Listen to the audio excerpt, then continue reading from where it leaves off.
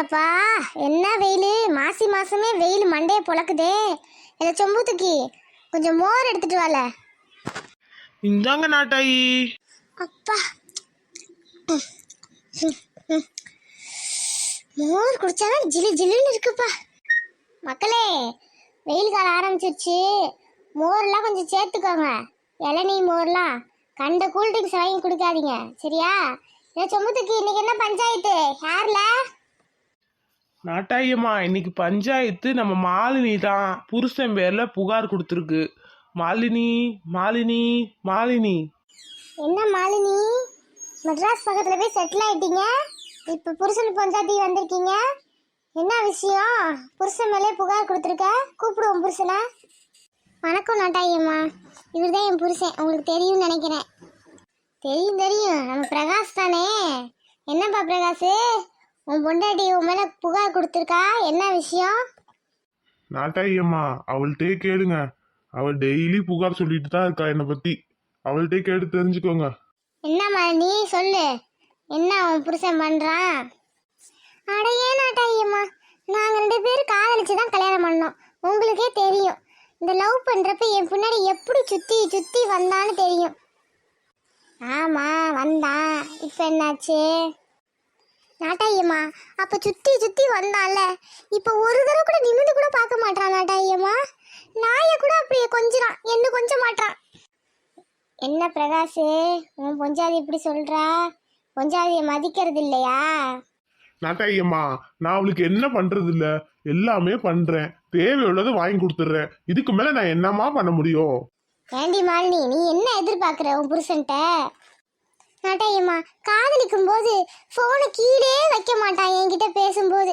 இப்ப பார்த்தா என் போன் வந்தா கையில எடுக்கிறதுக்கே பயப்படுறான் நாட்டாயம்மா. என்னடி புருஷனை வாடா போடாங்கிற, என்ன மரியாதை இது? இவனுக்குலாம் இந்த மரியாதை போகுது நாட்டாயம்மா, இந்த காலத்துல இந்த மரியாதை கொடுக்கறது தான் ட்ரெண்டு. அடிப்பாத வத்திகளா, அந்த காலத்துலலாம் புருஷனை நிமிந்து கூட பார்க்க மாட்டோம், இப்ப பாரு வாடா போடா, என்னமோ போது காலம். நாட்டாயம்மா, லவ் பண்றப்ப பாத்தீங்கன்னா என்ன சாப்பிட்ட என்ன பண்ணிட்டு இருக்கன்னு நிமிஷத்துக்கு நிமிஷம் கேட்டுக்கிட்டே இருப்பான் நாட்டாயம்மா. இப்ப எப்படா வீட்டை விட்டு கிளம்புவோன்னு போனா நைட்டு தான் வரான் வீட்டுக்கு. நாட்டாயம்மா, அப்ப நான் ஊரை சுத்திட்டு இருந்தேன், இப்ப நான் வேலைக்கு போனாதான் அவளுக்கு சோறே போட முடியும். நான் என்ன பண்றது நாட்டாயி?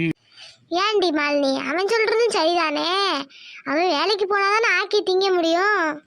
பொய் சொல்கிறான் நாட்டாயம்மா, அம்பட்டும் பொய். இந்த கொரோனா காலத்தில் ஒர்க் ஃப்ரம் ஹோம்னு ஒரு வேலை கொடுத்தாங்க, வீட்டிலேருந்தே பார்க்க சொன்னதுக்கு. அதுக்கு அவன் என்ன தெரியுமா சொன்னான் நாட்டாயி? அப்படி என்னதை சொன்னா? இந்த கொரோனா வந்துச்சோ இல்லையோ, ஆம்பளைங்களாம் ஜெயில் கைதியாக மாட்டிக்கிட்டாங்க அப்படின்னு சொல்கிறான். நாங்கள் என்ன ஜெயில் மாதிரியே நடத்துகிறோம்?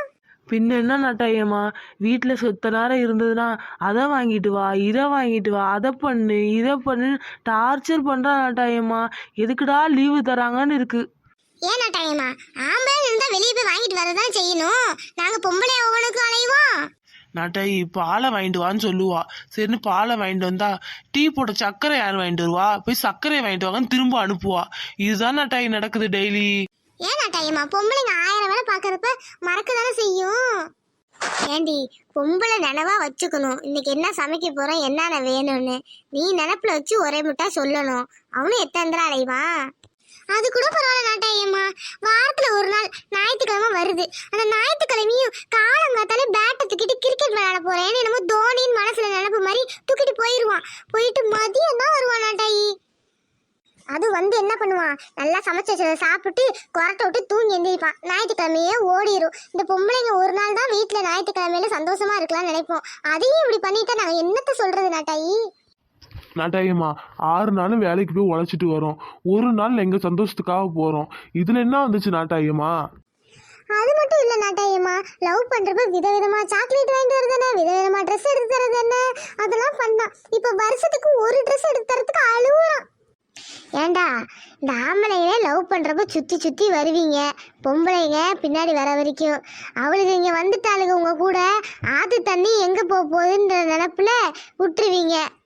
நாட்டாயம்மா, லவ் பண்றப்ப எதுவும் தெரியல நாட்டாயம்மா, இப்ப ஏண்டா பண்ணோங்கிற அளவுக்கு பண்ண வைக்கிறா. பாருங்க நாட்டாயி உங்க முன்னாடி எப்படி பேசுறானே. அப்ப என்ன உற்றாத மாலினி, நீ இல்லைன்னா செத்துருவ, அப்படி இப்படிலாம் வசனம் பேசினான். இப்ப எப்படி நீ போய் தொலைகிறங்கிற அளவுக்கு கேட்கிறான் நாட்டாயி அம்மா. அவ மட்டும் சும்மாவா நாட்டாயம்மா?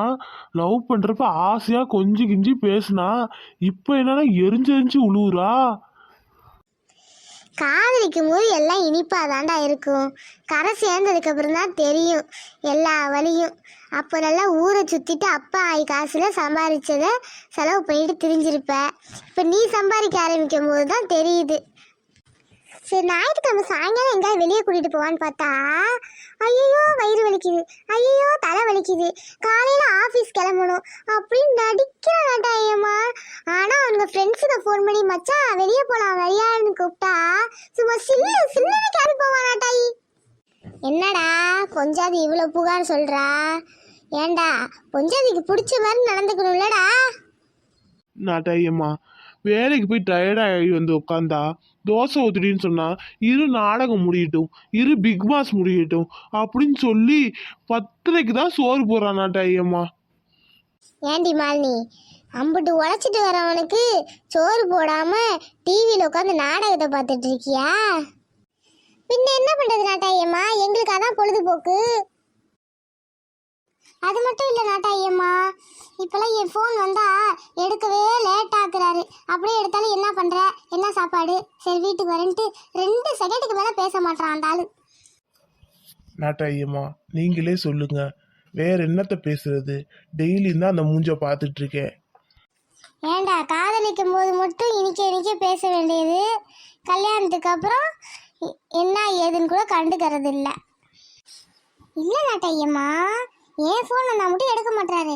அவன் ஃப்ரெண்டுங்க யாராவது ஃபோன் பண்ணிட்டா பக்கன்னு பல்ல காட்டிட்டு எவ்வளோ நேரம் பேசுனாலும் பேசிக்கிட்டே இருப்பான் நாட்டாயம்மா. என்னத்தை தான் பேசுவாங்களோ தெரியல, பேசிக்கிட்டே இருப்பாங்க. நாட்டாயம்மா, நாங்க ஆம்பளைங்க 1000 பேசுவோம், இவளுக்கு என்ன புரியும்? நான் பேச வேணாம்னு சொல்ல நாட்டாயம்மா, அதே முக்கியத்துவம் எங்களுக்கும் கொடுங்க, அதுதானே கேட்குறோம். இப்போ பொண்டாட்டி நான் இல்லை நாட்டாயம்மா, அவனுக்கு அந்த ஃபோனும் அவங்க ஃப்ரெண்ட்ஸும் தான். ஏண்டா பிரகாஷ், ஏண்டா இப்படி பண்ற? பாவலடா அந்த பிள்ளை. நாட்டாயம்மா, தொட்டதுக்கெல்லாம் சண்டை இழுக்கிறான் நாட்டாயம்மா. என்ன பேசுறதுன்னே எனக்கு பயமா இருக்கு நாட்டாயம்மா. அதனாலதான் நாட்டாயம்மா கொஞ்சம் பேச்சை குறைச்சிக்கிறேன். நீங்களே நியாயத்தை சொல்லுங்க. நைட்டு என்னடி சாப்பாடுன்னு கேட்டா என்ன செய்யறது தெரியலம்பா. சரி இட்லியை சுடுடின்னு சொன்னா, இட்லியா அது நேத்து தான் செஞ்சேன்பா. தோசை சுடுறின்னு சொன்னா எண்ணெய் இல்லைங்கம்பா. சரி வேற ஏதாவது செய்யறீன்னு சொன்னா நீங்களே சொல்லுங்கம்பா. நான் என்ன பண்றது, நீங்களே சொல்லுங்க. நாட்டாயம்மா, பொம்பளைங்க அப்படி சொன்னா என்ன அர்த்தம், நீங்களே சொல்லுங்க. என்னடிம்மா அர்த்தம் சொல்லு. அப்படி இழுத்தா பொம்பளைங்க கடையில் ஏதாவது வாங்கிட்டு வான்னு அர்த்தம்.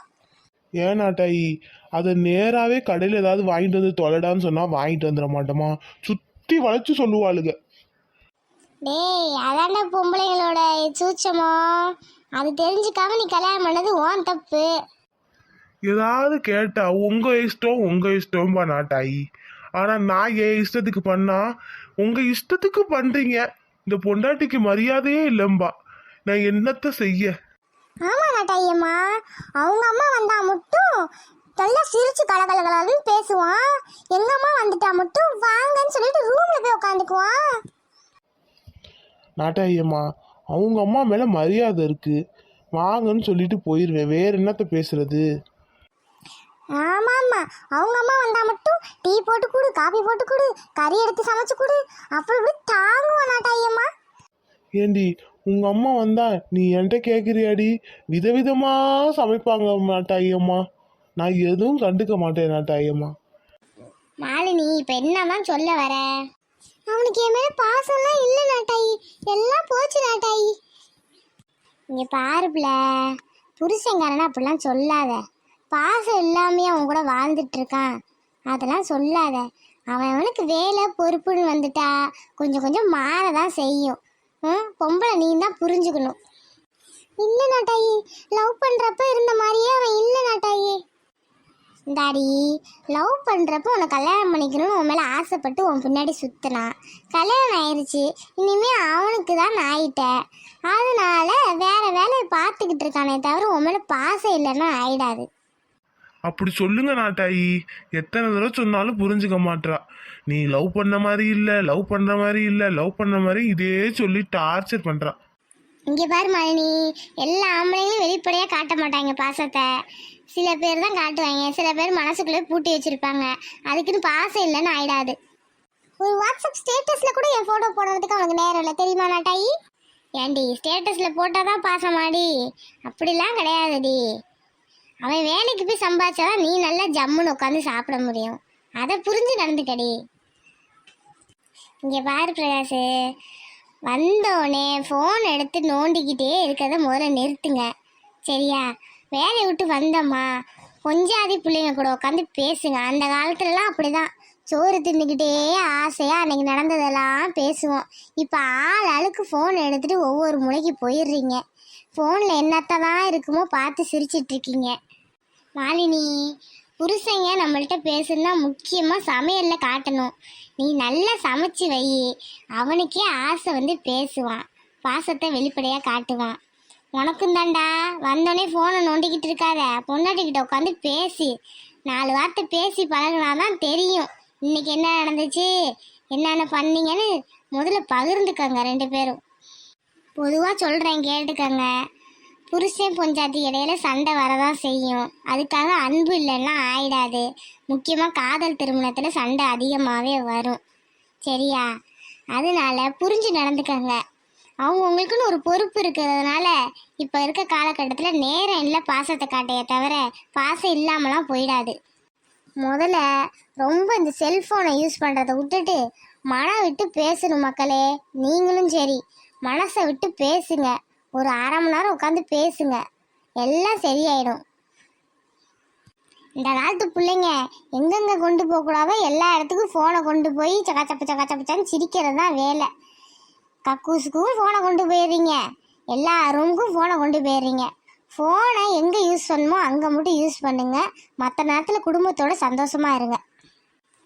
இந்த அலமையினோட தீர்ப்பு என்னன்னா, மனம் விட்டு பேசுனா எல்லா குடும்பத்துலேயும் மகிழ்ச்சி வரும். மனம் விட்டு பேசுங்க ஒருத்தருக்கு ஒருத்தர், எல்லா சண்டையும் சரியாயிடும். அப்படிதான் சொல்லுவேன். என்ன நாட்டாயி, தீர்ப்பு பிடிச்சிருந்துச்சா? மக்களே, உங்களுக்கு இந்த தீர்ப்பு பிடிச்சிருந்துச்சுன்னா, உங்கள் குடும்பத்துலேயும் இப்படி நடந்துருந்துச்சுன்னா கமெண்ட் பண்ணுங்க, சப்ஸ்கிரைப் பண்ணுங்க. அடுத்த பஞ்சாயத்தில் பார்ப்போம். சொம்புத்துக்கி கட்டுறா வண்டியை.